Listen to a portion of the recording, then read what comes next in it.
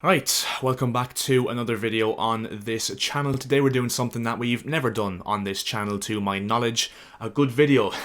Good joke, good joke. Hope you're happy with yourself with that one. But yeah, essentially we're going to be doing a combined 11 for the first time on this channel. I'm sure you all know what a combined 11 is by this stage. And look, I don't necessarily like comparing players too much, but I just said, you know what, I'll just do something a bit different. Just try something experimental, so to speak, and see how it goes down with you guys. And if it does go down well, then I will do more. And we're going to start things off today with Arsenal and Man City for the combined 11, because of course they are playing each other tomorrow night if you're watching this on the day this is uploaded. So yep, I guess we'll just get straight into it with a combined 11 for Arsenal and Man City. So yeah, let's go. Starting off with, of course, the goalkeeper. It was obviously between two options. It was Ederson or Aaron Ramsdale, and to be honest, it was quite a tough pick, this one, I can't lie, because both keepers possess a very good ability with the ball at their feet. I think Ramsdale's probably a little bit of a better shot stopper overall than Ederson is, but I'm going to go with Ederson simply because at this moment in time I think he is the better goalkeeper. I just think in terms of his ability with the ball at his feet, in terms of his distribution with the ball at his feet, in terms of how he fits in with this Pep Guardiola system where he essentially wants his goalkeeper to be the 11th outfielder and be that 11th creative player on the pitch, I think Ederson is world class in that department. And even though there's a few shots that he does face where maybe you say he could do better, and there is an odd mistake in him, I just think that for what he offers to this City team, he's absolutely invaluable, and I don't think that City or Pep Guardiola would replace him for absolutely anybody. I think Ramsdale has a lot of potential to, take over the mantle from someone like Ederson, and will probably surpass him in the next 2 or 3 years, because I think Ramsdale is obviously a young goalkeeper who is improving year by year. But at this moment in time, like I said, I'm gonna go with Ederson just because I think what he offers this City team is absolutely world class. Now on to right back, and there is probably 3 main options you would say here. It's first of all Kyle Walker, then Ben White, and then Rico Lewis you could say as well, who's come into the fold recently for City. And look, if you asked me this a year or two ago, I would 100% hands down go with Kyle Walker, because on his day, his pace, his ability to go forward, his ability to defend overall. But now I'm going to go with Ben White because I think Walker is a little bit past his best right now, and Ben White obviously is having a very good season for Arsenal under Mikel Arteta. He's a very intelligent footballer for a defender. Obviously he's a natural centre back, so he is able to defend well, and he gets forward very well for someone who isn't the paciest fullback in the Premier League by any stretch of imagination. He does offer creativity going forward because he is very technically good for a defender. And yeah, of course he is very young as well. Obviously was kind of written off when he joined Arsenal at the start of last season, but he's fully fit into Arteta's system this season at right back, and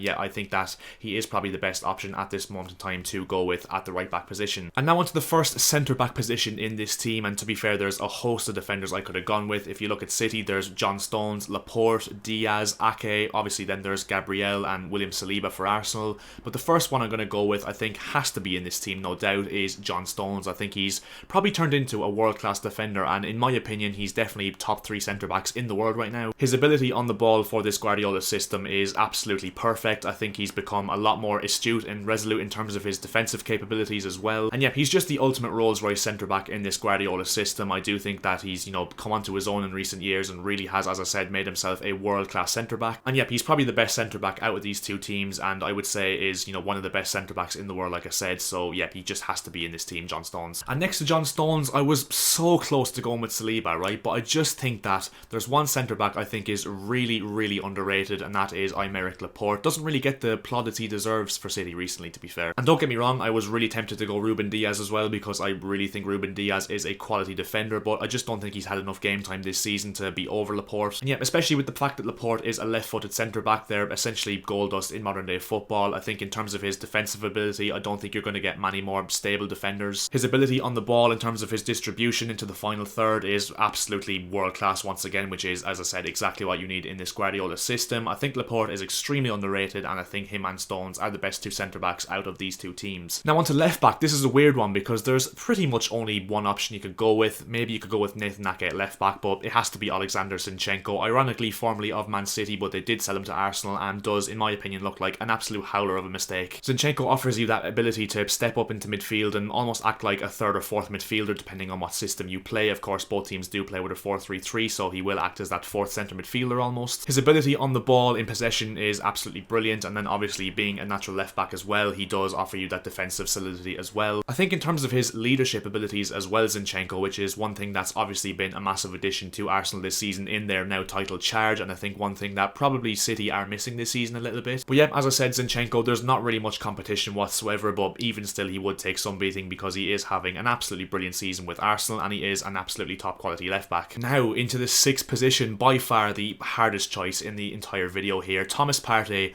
or Rodri or Calvin Phillips. No, it's between Thomas Partey or Rodri, let's be honest, and I'm gonna go with, by the flip of a coin, Thomas Partey. I know it's probably controversial because, don't get me wrong, I think Rodri is absolutely world class. I think what he's given to this City team over the years is absolutely astounding at every level. But I just think Thomas Partey just offers you something else in this Arsenal team, and genuinely I think if Thomas Partey was to get injured this season, despite the fact that Arsenal have gone and got themselves Jorginho in January, I think Arsenal's title race would really derail because I think he's so important to this Arsenal team. I think in terms of a natural 6 in the modern day game at the elite level, he's exactly everything you would want in it. In terms of his ability to win back the ball, in terms of his tenacity, in terms of his engine to get around the pitch, and then in possession as well, in terms of his ability to get out of tight spaces and, you know, progress that ball into the attacking third, I just think is absolutely quality. And yeah, it feels harsh on Rodri, but Thomas Partey is just a different level altogether this season for Arsenal, and has been for, you know, the last year or two for Arsenal. Okay, now on to the double eights, because of course these two teams do kind of go with a double eight system. There was options like Granit Xhaka to go for, Ilkay Gundogan, Bernardo Silva,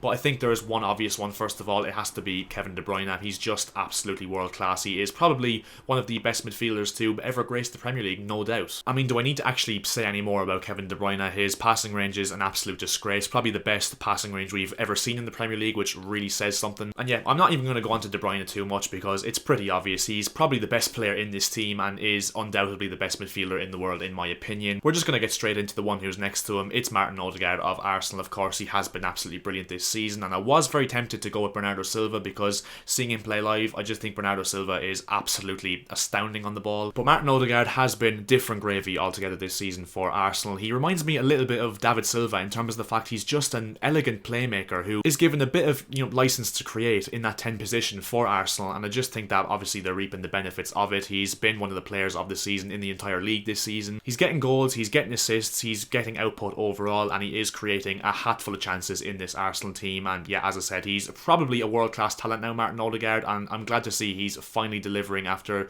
he came to Real Madrid at the age of 15. You know, he feels like he's been around forever, but he's finally hit his peak and he is doing really well for Arsenal this season. Now on to left wing, and you know, the honourable mentions missing out in this position: Jack Grealish, Gabriel Martinelli, Leandro Trossard, but I think there was only one real option we could go for here, and it is Phil Foden. For some reason he's being kept out of the City team at this moment in time, for whatever reason I don't know, but Phil Foden is probably one of the most naturally gifted English talents there has ever been, and you know, that says something given the fact he's 21, 22 years of age. I think his ability to, you know, go across goal on his left foot is almost Leroy Sané like, and that's why I'm confused that he doesn't really play in this City team, because I do think he's probably the closest thing City have to, you know, replacing Leroy Sané. His dribbling ability, his technical ability, he scores goals, he gets assists, and yeah, just a great passer as well. He's got absolutely everything you would want, Phil Foden, and yeah, he has to be in the left wing position, no doubt. Now onto the other side, again, probably just two options you could go for. There's Bukayo Saka and there's Riyad Mahrez, and once again, quite a tough decision to be fair in this one, because I really do like Mahrez, but I've had to go with Bukayo Saka simply because of just how good a player he is. I mean, Saka's just one of those players that he gets you off the edge of your seat. His dribbling ability is absolutely world class. He's obviously very young, gets goals, gets assists, you know, no complaints whatsoever with his output. He's very creative, and yeah, overall is just an absolutely brilliant player for Arsenal, and has once again been one of the key reasons why they are where they are this season. And yeah, I just had to put Bukayo Saka in this right wing position, and I do think he has a lot of potential to be a world class player if he isn't already. And now up front, I won't even get onto it for too long. It's pretty obvious. I mean, I feel bad for Gabriel Jesus and, you know, even Julian Alvarez to a certain extent, but Haaland has to be up front. There's absolutely no doubt whatsoever. The man is an absolute joke. He's a robot. He's got 25 goals in 21 games this season, which is absolutely inhumane for the Premier League level. And the fact that he's only going to get better as well, I think he's like 22 years of age, is just absolutely scary. And yeah, he's probably the best striker in the world right now, and yeah, just had to be up front in this team. I don't think there'll be anyone on this planet that would even debate that, to be fair. So yeah, that's the team I have gone for. So if you disagree or agree with any of the selections I've gone for in this video, then let me know in the comment section below. And if there was one change you could make to this team, let me know in the comments. I'm really intrigued to see what you guys would change. And yeah, if you want me to do more of these combined 11 videos, let me know in the comment section below and I will get them to you if I can. And yeah, leave a like on the video if you did enjoy. It would be massively appreciated. And also if you could subscribe to the channel as well, that would also be massively appreciated, because we are looking to hit 2,000 subscribers on this channel as soon as we possibly can. So every single one of you that hits that subscribe button would be helping me out more than you could imagine. And yeah, I'll see you guys in my next video.